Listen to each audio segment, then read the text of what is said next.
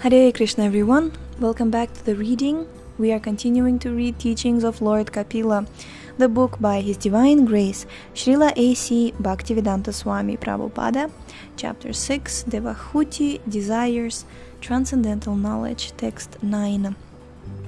Yesterday we stopped at a point where we've learned that Lord Kapila instructed his mother in Sankhya philosophy, and this knowledge awakens and develops our dormant love for God.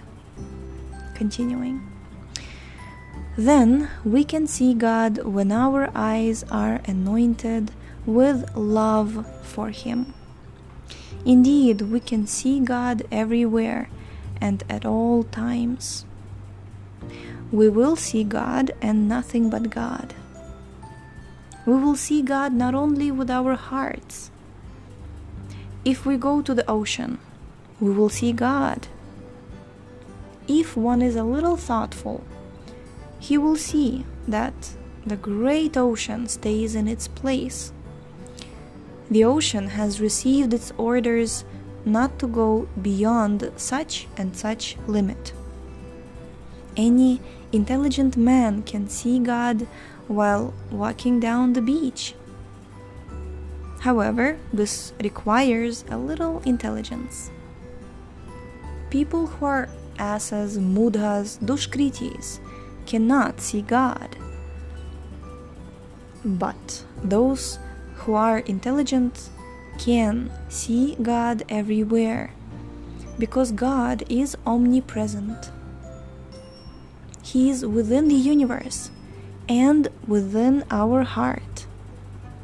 And He is even within the atom. Why are we saying that we cannot see Him? God says, "Try to see me in this way, but if you are too dull, then try to see me another way." What is the easy way? Krishna says in Bhagavad Gita, quote, "I am the taste of water," unquote. Is there anyone who has not tasted water? He also says, quote, "I am the light of the sun," unquote. Is there anyone who has not seen sunshine? Then why are people saying, "I have not seen God"? First of all, we have to try to see God. It is as easy as ABCD. When we see God everywhere, we will see the personal God. Then we will understand. Bhagavan Pumsam Ishvara. Bhagavan is Ishvara, the controller. We are not independent. No one can actually say, "I am independent." We are bound tightly by the modes of material nature, and yet we are thinking that we are independent. This is simply foolishness. Therefore, it is said that all the people in the material world are blinded by the darkness of ignorance. When people are blind, out of their ignorance they say, "There is no God. I cannot see God." Then God comes as Krishna or Kapila Deva and says, "Here I am. See my features. I am a person. I play the flute and enjoy myself in Vrindavan. Why can't you see me?" Thus God comes, explains Himself, and leaves behind His instruction. Bhagavad Gita. Still, people are so foolish that they claim not to understand God. If we try to see God through the instructions given to Devahuti by Lord Kapila, our lives will be successful.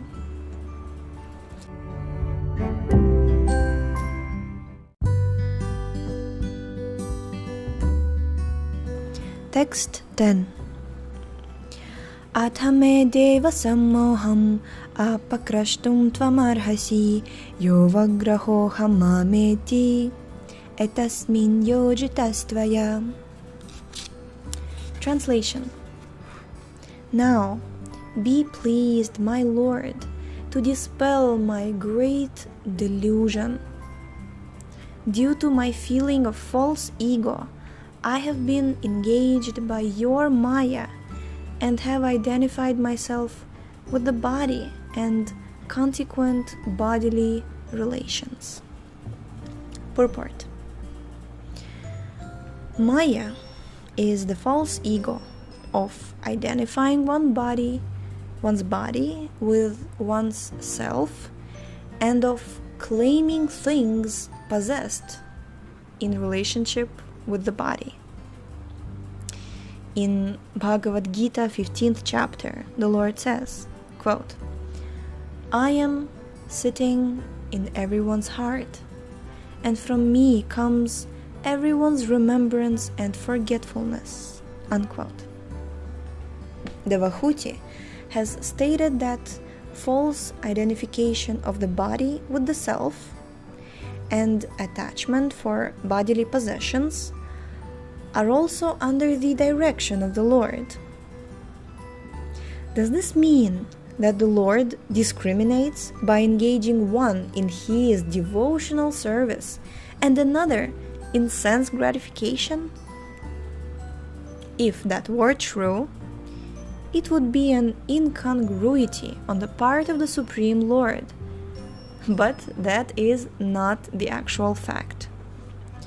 As soon as the living entity forgets his real constitutional position of eternal servitorship to the Lord and wants instead to enjoy himself by sense gratification, he is captured by Maya. This capture leads to the consciousness of false identification with the body and attachment for the possessions of the body. These are activities of Maya, and since Maya is also an agent of the Lord, it is indirectly the action of the Lord. The Lord is merciful.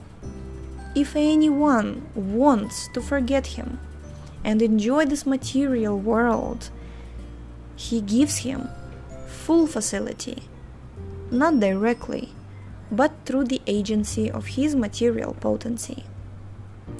Therefore, since the material potency is the Lord's energy, indirectly it is the Lord who gives the facility to forget him. Devahuti therefore said, quote, my engagement in sense gratification was also due to you. Now, kindly get me free from this entanglement, unquote. By the grace of the Lord, one is allowed to enjoy this material world. But when one is disgusted with material enjoyment and is frustrated, and when one sincerely surrenders unto the lotus feet of the Lord, then the Lord is so kind that he frees one from entanglement. Krishna says, therefore, in Bhagavad Gita, quote, first of all, surrender, and then I will take charge of you and free you from all reactions of sinful activities, unquote. Sinful activities are those activities performed in forgetfulness of our relationship with the Lord. In this material world, activities for material enjoyment that are considered pious are also sinful. For example, one sometimes gives money in charity to a needy person with a view to get back the money 4 times increased. Giving with the purpose of gaining something is called charity in the mode of passion everything done here is done in the modes of material nature, and therefore all activities but service to the Lord are sinful. Because of sinful activities, we become attracted by the illusion of material attachment, and we think, I am this body. I think of the body as myself, and of bodily relations as mine. Devahuti requested Lord Kapila to free her from that entanglement of false identification and false possession. In asking this, Devahuti is accepting her son as her guru. He, consequently, tells her how to solve all material problems. Yeah, we're going to stop here for today. Thank you so much for tuning in today. The link to this book is in the description. Please check out our website, shravanamdiaries.com, and we shall see you tomorrow. Hare Krishna.